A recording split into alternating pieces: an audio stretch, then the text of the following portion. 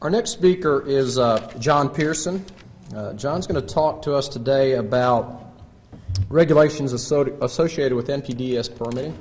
There's a lot of issues, as Christian touched on, associated with runoff coming from our processing facilities, hatcheries, feed mills around the country. We're starting to see some different pressures associated with bacteria here recently coming from those facilities. So there's much to look at, much to consider, and we need to obviously remain involved in new permits as they're released, these new general permits as they're released every 5 years. John Pierson received his BS in engineering from the United States Military Academy and his master's in science and environmental engineering from Georgia Tech. He has led several research issues focused on modifying environmental technologies to improve treatment. Currently, Mr. Pierson is a principal research engineer with Georgia Tech Research Institute, focusing on researching technologies used for wastewater and land treatment, air and water. Please welcome Mr. John Pierson. Let's see. Give me just a second here. I'll pull up. Go Jackets. Yeah. Let's see how we're down in here. Okay. So again, as Paul said, I work at the Georgia Tech Research Institute. So just as a quick highlight, GTRI is part of the Georgia Institute of Technology. We're the applied research part. Georgia Tech is not a land-grant university, so a lot of you are probably familiar with land-grant universities where you work with academic folks. In our case, the bulk of the people that work for us do research. We don't have a traditional extension-type service, but we do technical assistance. And some members of our research faculty at our organization actually are academic, or teach on the academic side, but the bulk of us are doing some amount of research. So I show you that's the Tech Tower, probably about 15 minutes or so from here, in the building that we're in, food processing technology building. Georgia Tech doesn't do food science, doesn't do food engineering, doesn't do poultry science. But because Georgia has a large contingent with poultry, we do a lot of work in this area related from the state. So just as a quick disclaimer, since I am the state, can't sue us, and anything that I say, I think Georgia Tech's going to attribute to me. I don't know if you know, this was sort of a stellar year for Georgia Tech. So just in case anything is said, I think it all has to be attributed to my side. So the Clean Water Act, and again, we talked a little bit about navigable waters and the significance of that. So what I'm showing up here is, in red, we see publicly owned treatment works. We see pre-treatment at industrial facilities. And those have been traditionally what we all think about when we're talking about regulation and National Pollution Discharge Elimination System, or NPDES permits, and pre-treatment permits. Of course, it has evolved now into stormwater. And so what we see is stormwater permits for industrial activities and also construction. And again, that's sort of a highlight of when we look at the big picture. And then municipalities. And I think that's something we have to keep in mind, is that municipalities are increasingly falling under the stormwater regulations. What we've seen here, at least recently in Georgia, is now our Department of Transportation comes under this umbrella. So as regulators try to move to this larger umbrella of being able to sort of capture everybody who's touched by stormwater or impacts navigable waters of the country, what you see is it gets very broad. Think of departments of transportation, whether it's state or federal. And if they've got a road that passes in front of a facility but also goes across the river that might be impaired for a particular contaminant, and we'll talk about that, you may start feeling a lot of pressure from other entities that are in the same ballpark with you in terms of stormwater, but feeling different pressures from regulators. And the thing that sort of looms out there that Christian mentioned is the total maximum daily loadings, and then just all the material that's in the background. And so that's the thing I think we have to keep in mind, is you can control what's at your particular facility, but understand that the impacts are sort of broader and the pressures are felt by a lot of people. And the thing that we have to make sure that we all have an ability to control what is at our facility or leaves our facilities, to make sure that we don't have not only regulators pressing on us, but also other people that are impacted by the regulations. So in terms of applicability, right now there are 29 different sectors, and if you look up there, I've listed them up there, and probably the one hopefully that pops for you are food products. And those are also defined in terms of the specialty codes for food, which is 20, so anybody that falls in there.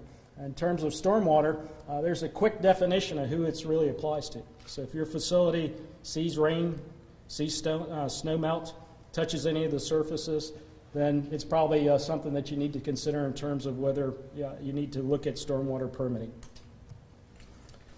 So what exactly is regulated? Well, everything pretty much that's in the stormwater or the storm melt. And so I place up there a table, and you see a list of pollutants generally that you'll find in terms of either effluent guidelines or benchmarks in the stormwater pollution permit. And you see there are a variety of them, and then I show sort of those three different areas that I mentioned at the front end: industry, construction, and municipalities. And when you look through there, generally in terms of what people are regulated for, of course, sediments and those types of things at construction sites. But when you look municipalities and industry, very much for terms of fecal. And the fecal tends to be, of course, the animal handling facilities, and they're being impacted by that. So when you look, there's a broad range of contaminants that are included. The thing you also have to keep in mind, though, is it includes the volumetric part. So not only the contaminants that are in the stormwater, but also the volumes of stormwater. In terms of a lot of our permits, what we see is either a first flush or being able to control that volume because of its impacts on receiving streams. So keep that in mind while we talk through different strategies for this, that it's not only the contaminants, but it's also the volumes that you have to keep in mind and strategies for controlling those. So you can get out of all of this. There is an exemption for if you have no exposure. So of course, think of that. I mean, you've got to have some ability to make sure that the stormwater doesn't hit the facility or the location. And the thing that the regulation always says is that even if you do show that you're resistant to the stormwater, you can still be required to have a permit because a permitting authority may decide that that stormwater discharge can negatively impact the water quality. So, if you think that you can meet the criteria for a no exposure certificate, it's probably worth trying to look at that, but keep in mind it's not necessarily a guarantee, even if you've got everything covered based on your proximity to certain streams or where the water is going to flow. And so what I show here is the different types of permits. That's just a quick image of what Georgia's general permit looks like. And so there tend to be probably two choices: general permits, and those flow down from the EPA multi-sector general permit. And so I think in all of our states, there are certain locations where different states vary a little bit, but by and large, most of the states, the authority has been delegated to manage the stormwater. There are certain states where I think there's one or two that still is retained by EPA up in the Northeast. I think it may be Massachusetts and Idaho, but I think even those are trying to move towards the state being the permitting authority. Certain locations also, if there's federal, tribal, DOD-type locations that may fall under the EPA. In most cases, states run the permitting, but again, it's flowed down through that multi-sector permit. And so that's probably a good place to look broadly at what the guidelines and what things are moving forward. Right now, I think the multi-sector permit at the EPA level it has been due for renewal, hasn't been renewed, and is still pending. And that ends up happening a lot of times with the state. I know what's happened in Georgia is we have a permit. It went in place, took a couple of years for the renewed permit to go in place. Now the next one here expires in 2017. Probably the other thing to keep in mind is that there is the possibility of having an individual permit, and it would be tailored specifically to your facility. So you end up looking at the general permit, and so that decision, if you've already had a permit, based upon the data and how well you've met the requirements of your permit, may allow you to continue with the general permit, or the permitting authority may require that you look at an individual permit. So those tend to be a little more tailored specifically for you and your location. Again, that becomes one of those things that you need to look at and give some thought to, talk with the regulators. And we can talk about specifics during the question and answer, or if we've got sort of a panel at the end. Right now, I think I'd just like to try to give you a broad overview, and then we'll go into a few specifics here in a few minutes. So in terms of the real limits, the whole thing is driven by the Clean Water Act and the EPA's requirement, or at least it says its stated mission, to protect the water quality standards for how those particular receiving streams are designated. And what we see, particularly what we've seen in Georgia in terms of some of the biological or the bacteriological contaminations is those numbers tend to be 200 to 400 colony forming units as an example. So think of them as hits per 100 milliliters, so very low limits, and background levels tend to be extremely high. And so being able to find a way to be realistic in terms of what the facility discharges into the receiving stream, given TMDLs and all these other things, it still has been a challenge for the industry to deal with. So the thing that's sort of in the background that presses on all of this is meeting the water quality standards and the regulators holding fast to this thought of the anti-degradation requirements and maintaining those. What we see in a lot of the permits, first of all, is benchmark concentrations, and I'll go there first. So those aren't effluent limitations, and typically you shouldn't interpret them that way. Those are put in place as a means of you trying to make sure that whatever stormwater pollution plan that you have in place is working and is a way to keep looking at it. So the benchmark concentrations are used as guidelines. They don't necessarily mean if you exceed them that you'll have to move to an individual permit or that it's a violation. But it becomes one of those things that trends over time sort of do push you towards something that might be an individual permit. And then there's, of course, effluent limits, which we're probably more familiar with in terms of your traditional pretreatment or NPDES permit, where those have hard numbers, and if those are exceeded, then it becomes a violation. So keep that in mind, because we've seen that a lot of times with a lot of community groups that are concerned about discharges from either industrial activities or poultry processors in specific, that a lot of times the benchmarks are viewed as if they are an actual effluent or an effluent limit. They aren't. They're guidelines, and use them as a means of trying to engineer systems and develop best management practices as you move forward. So here I show us some of the numbers, and so across the top we've got the first column on the left are the sectors or subsectors, and those are similar to those SIC codes. So up there, the second column, the SIC codes, and then the activity. So in those first three columns we break out, at least in terms of the multi-sector permit, so the EPA, and again that's the broad guideline most of the states run by, show all the different food activities. Then the different parameters that tend to be benchmarks, and then concentrations. And up there I have the EPA benchmarks and the general permit, and then Georgia. I have Georgia up there, one from familiarity, but two, I think Georgia right now, for better or worse, is a leader, at least in terms of its permitting authority and where it's trying to go, particularly with meat and poultry industry. And so what we see is out of those subsectors, U1, 2, and 3, those breakouts. So Georgia actually makes a distinction, pulling meat products out separately from dairy and all the other ones in that bottom row. So at the national level, we would have those three sectors. At the state level, we have U3 and then U4 with the difference. And what we see is when we look at those benchmark values, I've grayed out at the EPA whether or not those numbers apply. And so we see Georgia tends to have harder numbers for different contaminants for different categories. And when we get to basically meat products or what's regulated for facilities generally that handle live animals, so for us in poultry processing, you can see we tend to have sort of those same numbers in terms of suspended solids. BOD a little bit higher, more or less the same, but we add an oil and grease standard.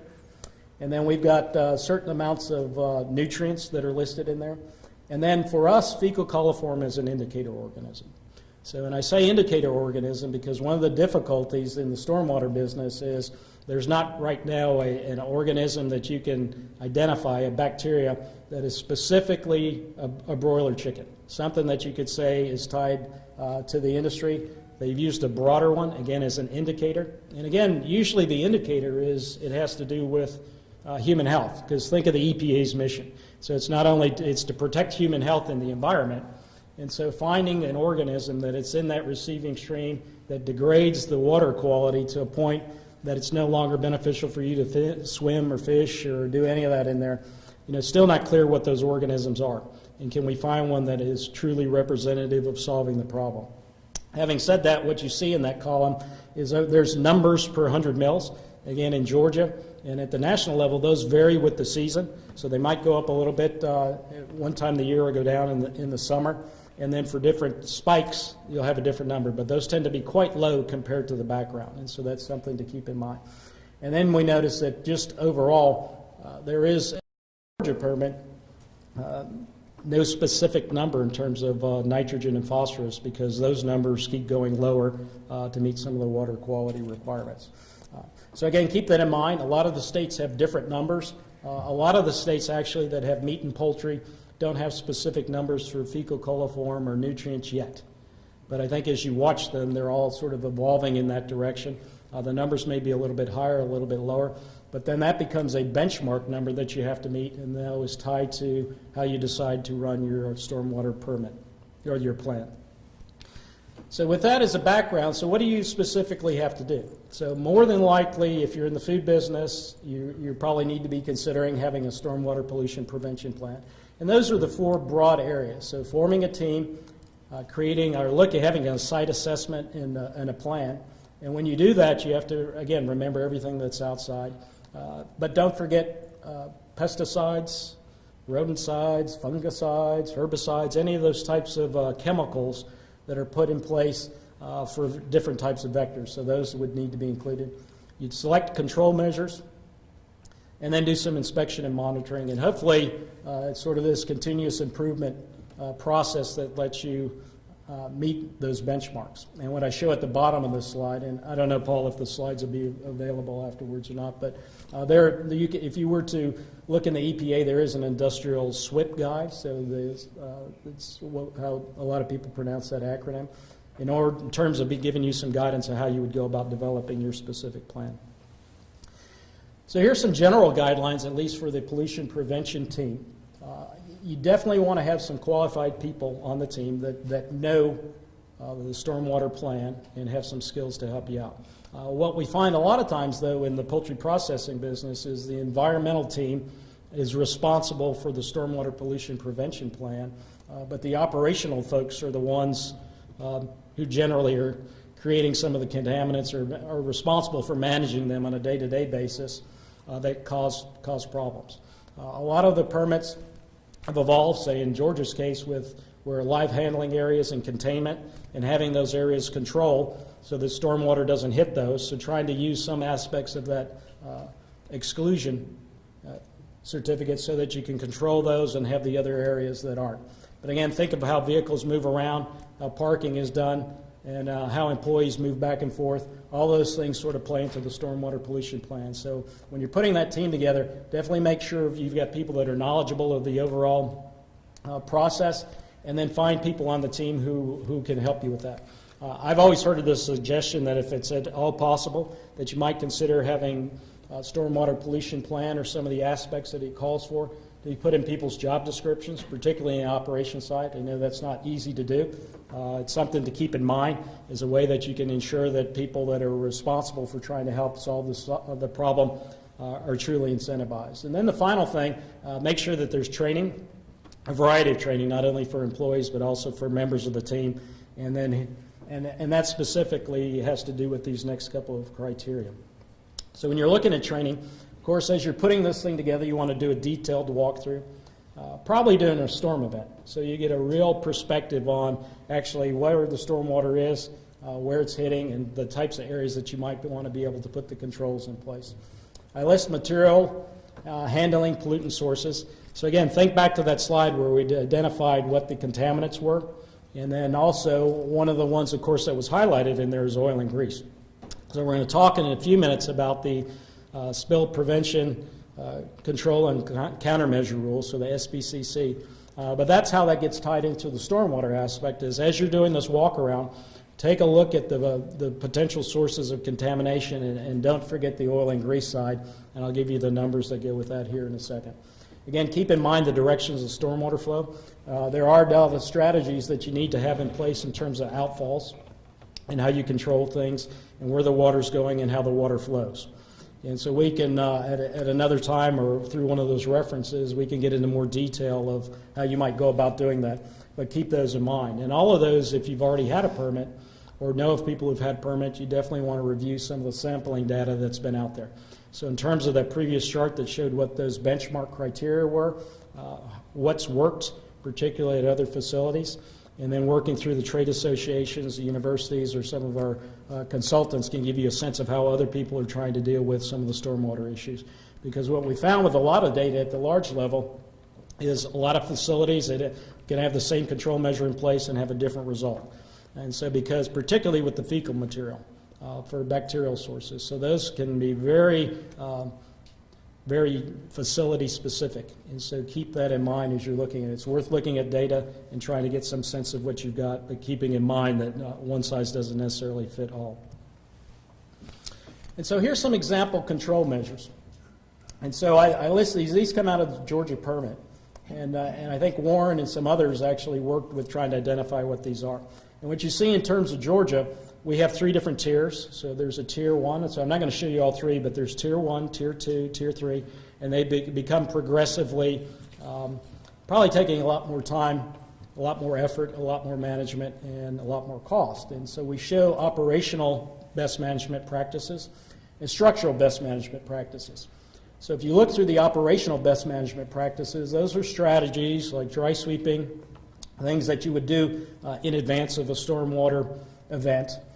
So we see different ways that you try to manage live holding, staging, storage, where cages go, how you clean those cages, where the trailers are, and different things that in terms of placement. So think of those. If you walk through on that stormwater event, have a general idea of where the rain is flowing. If you've got some flexibility as to where you make a recommendation of where the trailers are stored, of course, keep that in mind. Particularly if they've got cages or depending on how you wash them, as much as possible, keep them out of the areas that are going to be direct flows to the outfall locations. And hopefully you've got a sense of both of the flow and the outfalls from your walkthrough. And again, so the animals, daily capture, I did a study probably, I don't know, it's five or so years ago. And if you do the calculation of any of the birds that are brought on, when feed is withheld before they're brought from the farm, roughly about 5 grams of material in the bird, 250,000 birds per day. So you quickly get to where a ton of material, that less than a milligram of it probably has a million colony forming units per milliliter in it. So very concentrated material. A ton of it is brought onto the facility. And of course, if that stuff isn't managed and it gets anywhere into those stream flows, slowly builds, numerous rain events, it slowly moves down towards the outfall. So you can have a lot of times where you have a lot of good benchmark numbers when you do your monitoring, all of a sudden have a spike, and then that spike continues. And you're working upstream instead of down by the outfall. And so the point there is when you look at not only capturing animals that are lost or that escape from the process because they're out there dropping stuff all over the property, but also managing that material on a daily basis becomes important.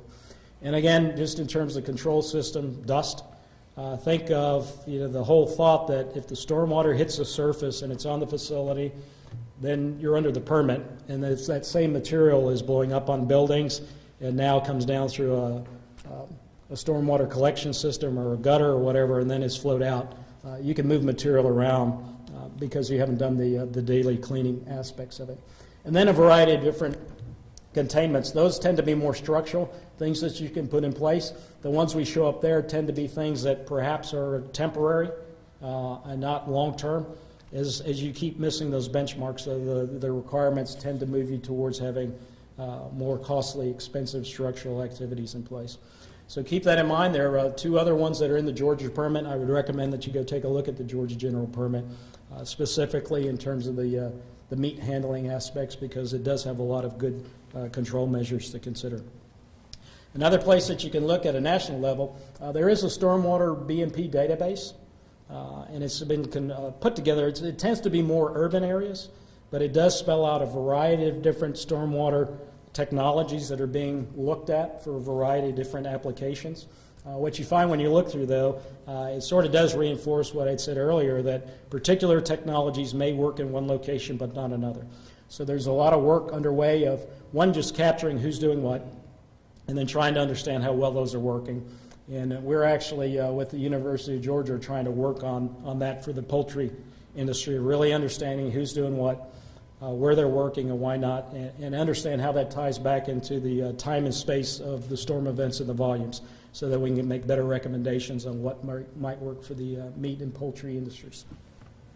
And again, that website's down at the bottom there. So you've got your plan in place. The next things that you have to do are the inspections and monitoring. So benchmark sampling, again, you've got those numbers that are going to be spelled out in that general permit. They'll have a frequency, generally from quarterly rain events, that you have to capture. A storm event, a sample, have that sample analyzed, see how well it matches up with those benchmark values.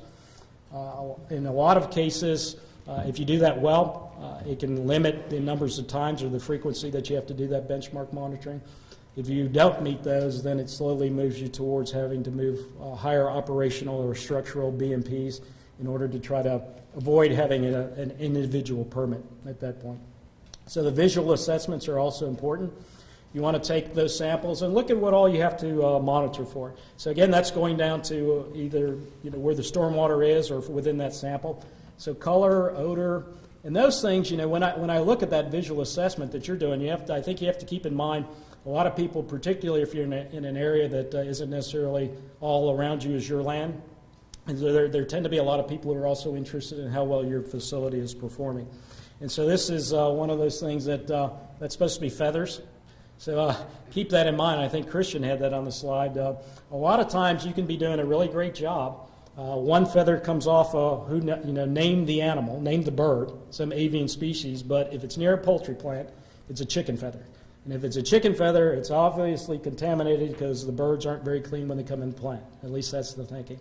So as much as you can, when you're looking at strategies for managing your stormwater, keep in mind the public perception of how well the facility's doing in feathers. Very difficult to capture, very difficult to monitor, but a lot of times in terms of river keepers or community groups that are watching facilities, a feather is the source of all bad things in contaminants in whatever your permit is. So as much as you can do to control those or to monitor those or to watch for those when you're doing that, that's always a good thing.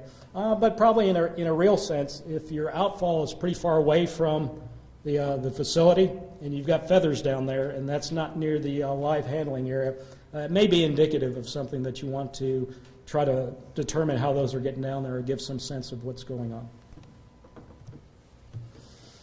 And so finally, I guess another monitoring and reporting.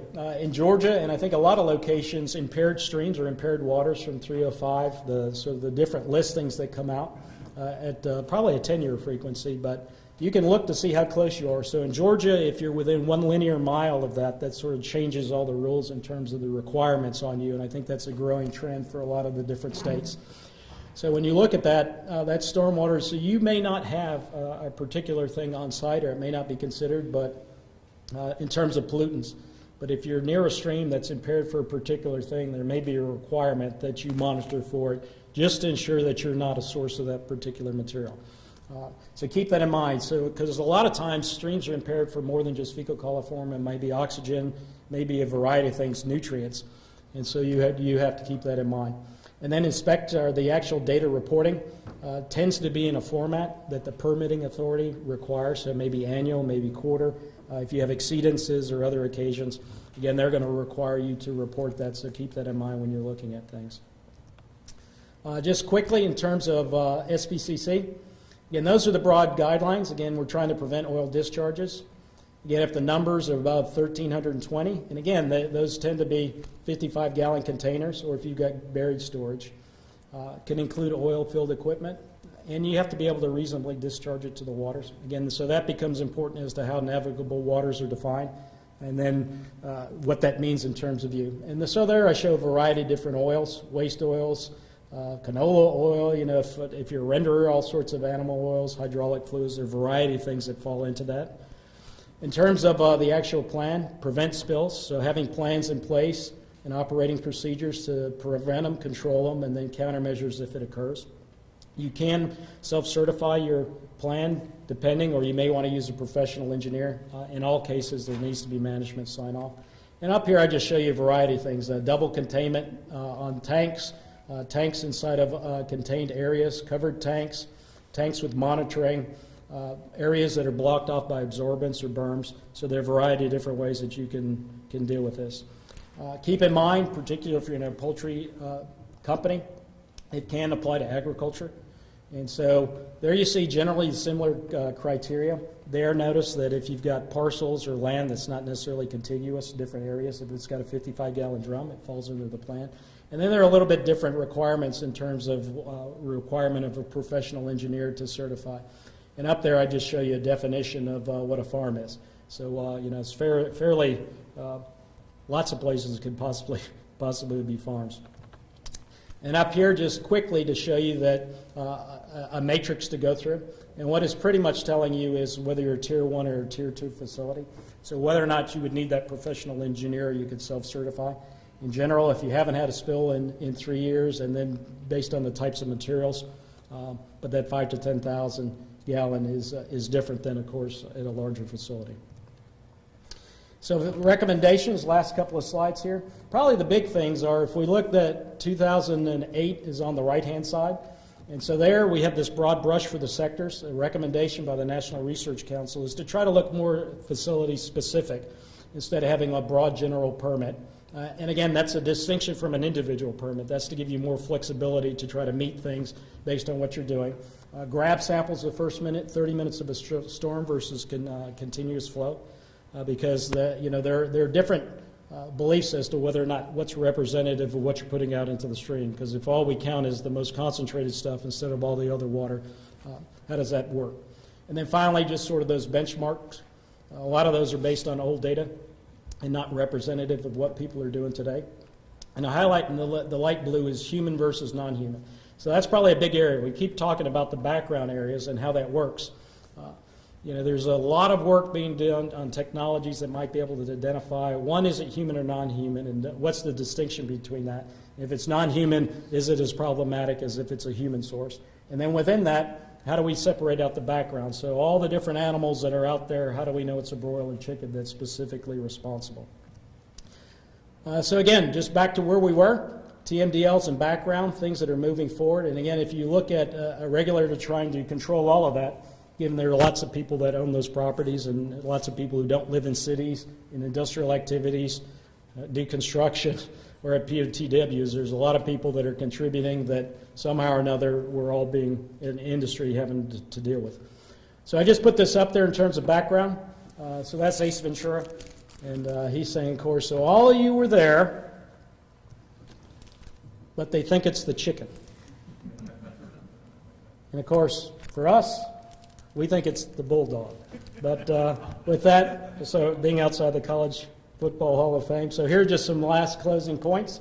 If it rains on your food processing facility, more than likely you need a permit.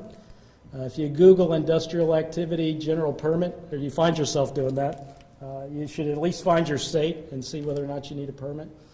More than likely, you are, so when you're doing the preparation of that plan, look for 55-gallon drums of oil or similar type things, because you may also need an SPCC permit. The Georgia General Permit is an excellent place to look for control measures, particularly for meat and poultry processing, and I think it is a harbinger of where things are going at the state level and how they're applying that multi-sector permit. And then finally, inspections and monitoring. So the difference between a benchmark and the effluent guidelines, we're trying to use those in a sense that you'd be able to continuously improve to ensure that you meet your permitted requirements. So with that, I think that concludes the presentation. I think I'm a few minutes over, so I apologize. But if you've got any questions or otherwise, Paul, I'll be happy to. I'll stay around. This message was brought to you by the U.S. Poultry and Egg Association. Funding for this video was provided by the International Poultry Expo. Please support our exhibitors, and we invite you to attend.